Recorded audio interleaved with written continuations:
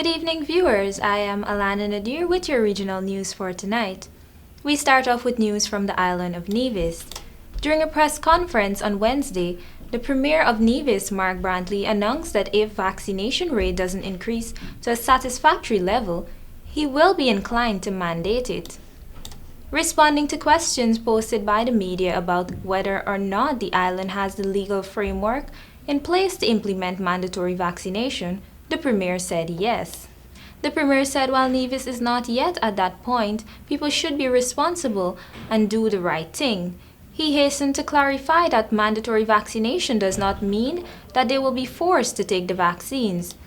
According to figures quoted by Premier Brantley, in the first 15 months of the pandemic, only 22 cases of COVID-19 were recorded on the island of NEVIS. He said, now within 3 months, we are well over 300 cases. We now turn to see what's happening in Belize. The principal of St. John's College, Fidel Paul, says it's becoming difficult to assimilate after 2 students were shot and killed as a result of the ongoing gun violence in the country.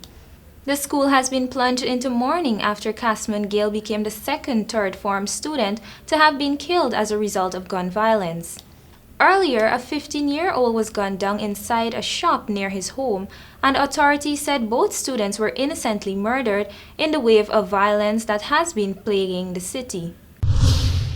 Taliban police official says at least 100 people have been killed and wounded in a mosque explosion targeting Shiite Muslims in northern Afghanistan. Dost Mohammed says majority of them have been killed. There was no immediate claim for the blast in Kunduz province, but Islamic State militants have a long history of attacking Afghanistan's Shiite Muslims minority.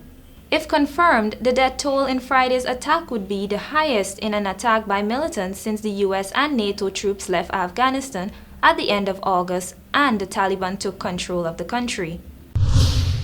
And finally, in Russia, Russia's daily COVID-19 death toll hit a new record on Friday amid the country's sluggish vaccination rate and the government's reluctance to tighten restrictions.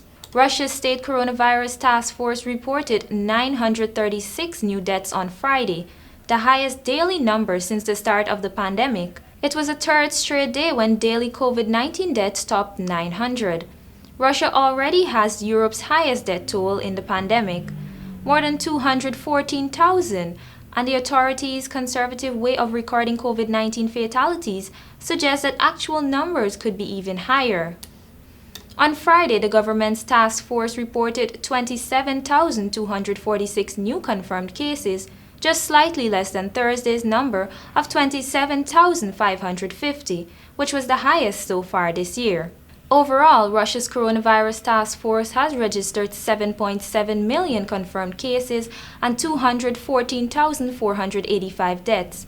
However, reports by Russia's State Statistical Service, Rostas, that tallied coronavirus-linked deaths retroactively revealed significantly higher mortality numbers. And that concludes your regional news for tonight. I am ALANA NADIR. Thank you for watching.